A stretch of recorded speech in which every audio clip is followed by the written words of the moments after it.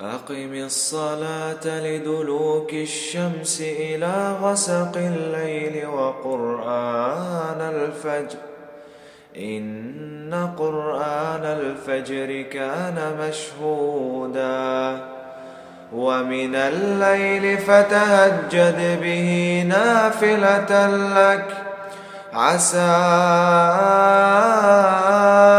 أن يبعثك ربك مقاما محمودا.